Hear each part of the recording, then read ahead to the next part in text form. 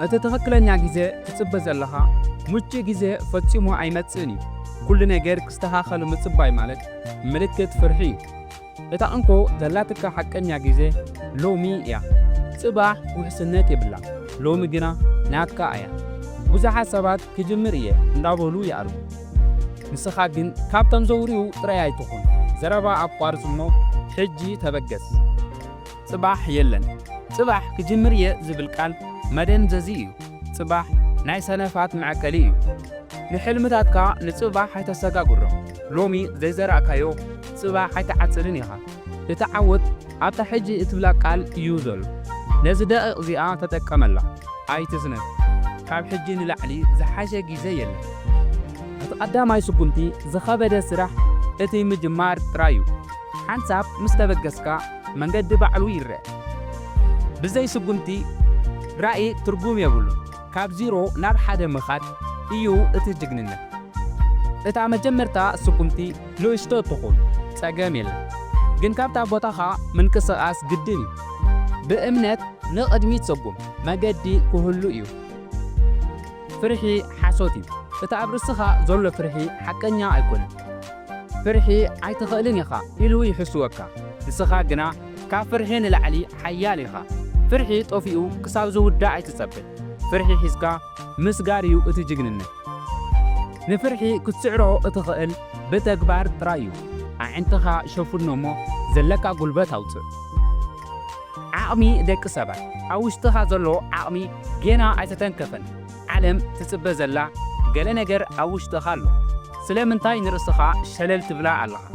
إذا زلخايو درجة نايمو داتا عقم خايكونا زيادة كتسرح زيادة خد كون تخاليها ننفسخا عيتنعب كبر فتراتيخا إتعوشتخا زولو حيلي لومي يتوقس سبات انتايبو ناي سبات زربا غزا خراي أي كفلالكاني نستاتو ميزاروبو نسخا جناسرح سبات نتز جمرة يوم زرنوغو نقول لسب كتحبس أي تخالينيخا يوتكا ناتكا امبر ناي سبات يكون اتناي فويس دمتتات بعودكا عطفايو من قدها فليو نبينخا تبكس ودكت تمهرتي ايو انت وديكا تنسيخا مخاري ودكت مالت مورداتها مالت يكون اتزور دقسب اتز فتنيت رايو كاب زي مفتان فتينكا مودا يبلت ودكت ناب عود توسد من قدية نودكت اي تفرحيو نسو ممهركايو وديكادو ساقميل تنسي مچو كنتات نفاس كساب زمچو وكا اي تتسبه جالبا خاسرة كنتات معرز خلولو عالم يلا ذلك عقمي نمبقاس أخوليو بزو حابتي آليكانيو رأي إذا ليكا كاب زل خايو بطا جمر بزلكا نجر جمر تمهرتي زي مقراص عبيوت ويتعبي ويتمو مركسي يلن قعزو يزلو لومي كابت مالي كتحايش عليك بمسجان مالت ناب عبيت مقتاو مالتي ماي كوف انتيلو يشلو انت فسيس جنا يسري كم زبسس ما يكون بفلتت أمرها عندها نسكا تبقس رأسخا مأمان نسخا انت زي أمينكا منك أمنك كايو تتعود جمر عبات حساس باخايو وخولية إلكا نرأسخا نقرا ترتاري نقرمي زيكوني ندحريت يوز قوتك نجزع رسخا تزبلت أما حزاخلنا امنت كاب تساقامات كعبي علو بمولو لبخان امنت تبقس علامة هيوت بزي علامة منبار بزي كارتا مقوى عزيو نمنتاي كم اتنبر فلت علامة كاب دخانتا حيلي هبكا نوشتو علامة يهالخا علامة زلو وسب زدخمي ايكون نهوت ترقوم هابا بادو اي تكبر نابت علامة قزكا لومي تبقس سراحن وتسيتي بزي سراح صورت راي أخولا يكونن حلمي بتكبار يجتركم وتسيت زمتس بتسعريو اتماجك زبها النجر سراح ايو نراحاتكا ايتفاحيو نسو شلمات كايو كاب محساب مسراح يبلت إيدكا عمال أمو ناب سراحكا أطو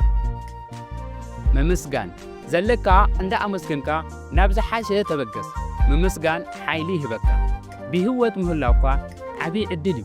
لزي عدل زي نخالقوت أيتوهبن سلازي نت زلك عدل بزقبع تتقوملو بزمار اللبي زكونس بزمسكن اللبي جمر تمسكن يلكا قويا خا جمر تعقستي مبقاس قلتو فيو عوت جنا كسيريو زمتسه تعقست مالت طاطاو مبال አይኮነን تعقست مالت እንዳ ሰራሕካ ምጽባዩ እትሮማ እኳ በሓደ መዓልቲ ኣይተሰርሐን ህንጻ ህይወትካ ጊዜ ይወስድ ኣይትተሃወኽ ግን ድማ ኣይትደቅስ እንዳ ሰራሕካ ተጸበ ተስፋ ኣይትቁረጽ ለውጢ ዘይተርፍ ነገር እዩ ንስኻ ግን ነቲ ለውጢ ምርሓዩ ኩነታት ክቕየር ኣይትጸበ ንስኻ ንኩነታት ቀይር ካብቲ ዝለመድካዮ ክቢ ውፃእ ዕብየት ኣብቲ ዘይምቹእ ቦታ እዩ ዘሎ ሓድሽ መንነት ንምልባስ ሓድሽ ስራሕ ጀምር ለውጢ ንህይወትካ መቐረት ይህቦ እዩ ሓላፍነት ምውሳድ ህይወትካ ውፅኢት ምርጫታትካ እያ ንስራሕካ ወይ ንስድራኻ ኣይተማርር መራሒ ህይወትካ ንስኻ ባዕልኻ ኢኻ እቲ መራሒ ኣብ ኢድካ እዩ ዘሎ ንዝሓለፈ ጌጋታት ተቐበሎ እሞ ተማሃረሉ ሓላፍነት ምስ ወሰድካ ሓይሊ ትረክብ ዓወትካን ውድቀትካን ናትካ እዩ ተበገስ ናይ ኣእምሮ ሓይሊ ካብ ጭዋዳኻ ንላዕሊ ኣእምሮኻ ይጠንክር ሰውነትካ ይደክም እዩ ኣእምሮኻ ግና ይመርሕ ደኺመ ዝብል ቃል ካብ ኣፍካ ኣውፃእዮ ንኣእምሮኻ ብፖዘቲቭ ሓሳባት መጉቦ ፈተናታት ንኣእምሮኻ ከሰልጥንዎ እዮም ጽኑዕ መንፈስ ይሃልኻ ብሓይሊ ኣእምሮ ዝኾነ ይከኣል እዩ ተወዳዳራይ ዘይምዃን ምስ ሰባት ኣይትወዳደር ምስ ትማሊኻ ተወዳደር ናይ ካልኦት ጉያ ናትካ ጉያ ኣይኮነን ንሳቶም ብመንገዶም ንስኻ ድማ ብመንገድኻ ቅንኢ ንዓቕምኻ ይበልዖ እዩ ንርእስኻ ምብላፅ እዩ እቲ ሓቀኛ ዓወት ናይ ካልኦት ዓወት ንኣኻ ይደፋፍኣካ ኣብ መስመርካ ጽናዕ ኣይትናወጥ ብሕትውና ንበይንኻ ምዃን ኣይትፍራሕ ነብሪ ንበይኒ እዩ ዝሃድን ሓደ ግዜ መንገዲ ዓወት ጽምዋ እዩ ኣብ ጽምዋ እዩ ዓበይቲ ሰባት ዝውለዱ ኩሉ ሰብ ክርዳእካ ኣይትጸበይ ንበይንኻ ተበገስ ሰባት ዳሓር ክስዕቡኻ እዮም ብሕትውና ሓይሊ እዩ ድኻም ኣይኮነን ድልየት እቲ እትገብሮ ነገር ፍተዎ ብዘይ ፍቕሪ ዝስራሕ ስራሕ ባርነት እዩ ድልየት ነቲ ኸቢድ ስራሕ ቀሊል ይገብሮ ልብኻ ዝበለካ ስማዕ ንገንዘብ ጥራይ ኢልካ ኣይትስራሕ ድልየትካ እዩ ንቕድሚት ዝደፍኣካ እቲ እትፈትዎ ነገር ንምጅማር ሎሚ ተበገስ ልምዲ ዓወት ውፅኢት ናይ መዓልታዊ ልምዲ እዩ ሓንሳብ ዝገብር ነገር ለውጢ ኣየምፅል ጽቡቕ ልምዲ ምህናፅ ቀዳማይ ስራሕካ ይኹን ንሕማቕ ልምዲ ብጽቡቕ ስራሕ ተካእዩ ንእሽቶ ለውጢ ነዊሕ ምስ ተጓዓዘ ዓብዪ ይኸውን ባርያ ናይ ጽቡቕ ልምዲ ኹን ሎሚ ጽቡቕ ልምዲ ይጀምር ተስፋ ጸልማት እንተበዝሐ ኮኸብ ይደምቕ ተስፋ ናይ ህይወት ነዳዲ እዩ ጽባሕ ዝሓሸ ነገር ኣሎ ኢልካ እምን ተስፋ ዘለዎ ሰብ ፈጺሙ ኣይሰዓርን እዩ እቲ ብርሃን ኣብቲ ጫፍ መዓልቲ እዩ ዘሎ ንጸልማትካ ብተስፋ ስጎሮም ተስፋ ሰሊካ ጉዕዞኻ ቐጽል ትኩረት ኣብ ሓደ ነገር ትኩረት ግበር ክልተ ማንካ ሒዝካ ኣይትበልዕን ኢኻ ኩሉ ክገብር ዝደሊ ምንም ኣይገብርን እዩ ንዝበዝሐ ነገራት ኖበል ሓይሊ ሌዘር ኣብቲ ምእካቡ እዩ ዘሎ ንሽቶኻ ከም ንስሪ ጠሙቶ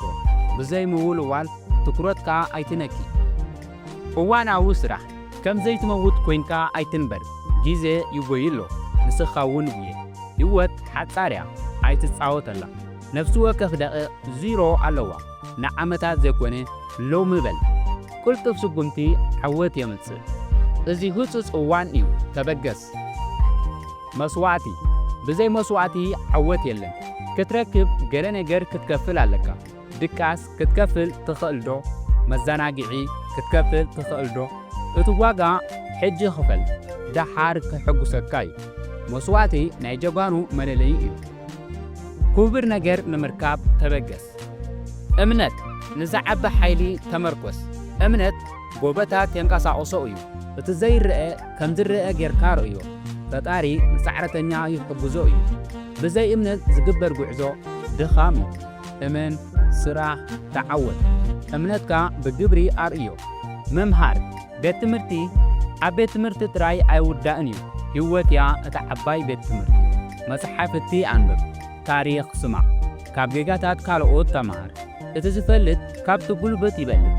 ፍልጠትካ ሓይልኻ እዩ ንርእስኻ ብፍልጠት ኣዕጢቕካ ተበገስ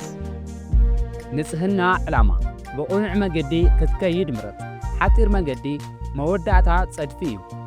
ሓቂ ሒዝካ ተበገስ ኣይተሓፍርን ኢኻ ንሰባት ኣይተታልን ንርእስኻ ኢኻ ትጐድእ ቅንዕና መስረት ናይ ነዊሕ ዓወት እዩ ክብርኻ ካብ ገንዘብ ይበልጽ ብጽሬት ስራሕ ብኽብሪ ተበገስ ምሕረት ንዝበደሉኻ ይቕረበል ንርእስኻ ክትፍውስ ቅርሕንቲ ሒዝካ ክትጐይእ ኣይትኽእልን ኢኻ እቲ ሳንጣቂም ክብደት እዩ ዝውስኸልካ ንርእስኻ እውን ይቕረበለላ ንዝሓለፈ ረሳዕዮ ንቐጻሊ ሕሰብ ልብኻ ኣጽሪኻ ተበገስ ናፃ መንፈስ ርሑቕ ይበጽሕ ምትሕግጋዝ ንበይንኻ ክትጐይእ ትኽእል ኢኻ ብሓባር ግና ርሑቕ ትበጽሕ ጽቡቓት ሰባት ኣብ ጎንኻ ግበር ሓገዝ ምሕታት ድኻም ኣይኮነን ኢድ ንኢድ ተተሓሒዝካ ምብጋስ ሓይሊ እዩ ከባቢኻ ህይወትካ እዩ ዝደገፉኻ ሓዝ ንዘጐቱኻ ስደድ ምስ ጀጓኑ ኮይንካ ተበገስ ጥዕና ንሰውነትካ ሓልዎ ንሱ እዩ መኪናኻ ብዘይ ጥዕና ሕልሚ ትርጉም የብሉ ንቐልብኻን ንምንቅስቓስካን ኣስተውዕል ጥዑይ ኣእምሮ ኣብ ጥዑይ ሰውነት እዩ ዘሎ ድኹም ሰውነት ንመንፈስካ ይጐድኦ ከምቲ ንቢዝነስ እትጭነቕ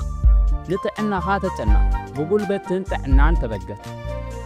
ታሪኽ ምግዳፍ ካብዚ ዓለም ምስ ከድካ እንታይ ከተትርፍ ኢኻ ስምካ ብጽቡቕ ክለዓል ስራሕ ንደቅኻን ንወለዶን ዝኸውን ነገር ጀምር ህይወት መብራህቲ እያ ወሊዕኻያ ሓለፍ ታሪኽ ዝዝክሮ ስራሕ ኣሰርካ ኣብ ምድሪ ግደፍ ንዘለዓለም ዝነብር ስራሕ ሎሚ ጀምር ንጸላእትኻ ምጥቃም ጸላእቲ ናይ ዓወትካ ነዳዲ እዮም ክጸልኡኻ ኸለዉ ንስኻ ስራሕ ምላሽካ ብዓወት ይኹን እቲ ዝበለጸ ሕማም ዓወት እዩ ጸላእትኻ ይርአዩኻ ንስኻ ግና ኣይትርአዮም ሓይሎም ተጠቂምካ ንላዕሊ ደይ ንሳቶም ኣይትኽእልን ኢኻ ክብሉ ንስኻ ተበገስ ገንዘብን ክብርን ገንዘብ ውፅኢት እዩ ዕላማ ኣይኮነን ክብሪ እንተፈጢርካ ገንዘብ ይስዕበካ ሰባት ዝደለይዎ ፍታሕ ኣምጽእ ነቲ ስራሕ ኣኽብሮ ገንዘብ ባዕሉ ይመጽእ ሃብቲ ኣብ ኣእምሮኻ እዩ ዝጅምር እቲ ዝበለጸ ኣገልግሎት ንምሃብ ተበገስ ክብሪ ስራሕካ መንነትካ እዩ ምቅላል እዚ መንገዲ ኣይተጨናንቆ ቀሊል ግበሮ ዓወት ኣብ ቀሊል ነገራት እዩ ዘሎ ሓንቲ ነገር ምረጽ እሞ ንዓኣ ግበር ኩሉ ክትፈልጥ ኣይትፈትን ቀለልቲ ናይ ጥበብ ጫፍ እዩ ነቲ ሓሳብካ ኣጽርዮ ብቐሊል ጀምር ሎሚ ተበገስ ዲስፕሊን ማለት ነቲ ዘይትደልዮ ነገር ምግባር እዩ ስምዒትካ ንታሕቲ ዲስፕሊን ግና ንላዕሊ ዲስፕሊን ናይ ናጽነት መንገዲ እዩ ባርያ ናይ ስምዒትካ ኣይትኹን ነፍሲ ወከፍ መዓልቲ ተኸታተል ዲስፕሊን ዘለዎ ሰብ ዘይሰዓር እዩ ወተሃደራት ዲስፕሊን ተበገስ ፈጠራ ከም ኩሉ ሰብ ኣይትሕሰብ ሓድሽ መንገዲ ሓድሽ ሓሳብ ኣምጽእ ፈጠራ ካብ ጸገማት እዩ ዝምንጩ ኩሉ ተገይሩ እዩ ኢልካ ኣይትሕሰብ ናትካ ፍሉይ ወስኸሉ ንኣእምሮኻ ከብርረሉ ፍቐደሉ ብሓድሽ መንፈስ ተበገስ ምክብባር ንርእስኻ ኣኽብር ካልኦት ከኽብሩኻ ንጊዜኻ ኣኽብሮ ህይወትካ እዩ ንቓልካ ኣኽብሮ መንነትካ እዩ ክብሪ ዝህበካ እቲ እትሰርሖ ስራሕ እዩ ንዝወደቐ ሰብ ኣይትንዓኮ ኣተንስእ ብትሕትና ግና ድማ ብኽብሪ ተበገስ ክብሪ መንገዲ ዓወት እዩ ኣመስጋኒ ምዃን ነቲ ዘለካ ኣመስግን ተወሳኺ ክትረክብ ምምስጋን ናይ ሃብታማት ባህሪ እዩ ኣብቲ ንእሽቶ ነገር እሙን ኩን ምምስጋን ነቲ ጸጋ የብዝሖ ማዕጾታት በረኸት ዝኸፍት ምምስጋን እዩ ቅድሚ ምጅማርካ ተመስገን በል ብምምስጋን መንገድኻ ጀምር መደምደምታ ኩሉ ሰሚዕኻዮ ኢኻ ተሪፉ ዘሎ ተግባር እዩ መጽሓፍቲ ምንባብ ይኣክል መጽሓፍ ጀምር ቪድዮ ምክትታል ይኣክል ምቕራጽ ጀምር ምሕሳብ ይኣክል ምስራሕ ጀምር እታ ስታርት እትብል መሳርሒት ጠውቃ ዓለም ንዓኻ ትጽበላ ሕጂ ተበገስ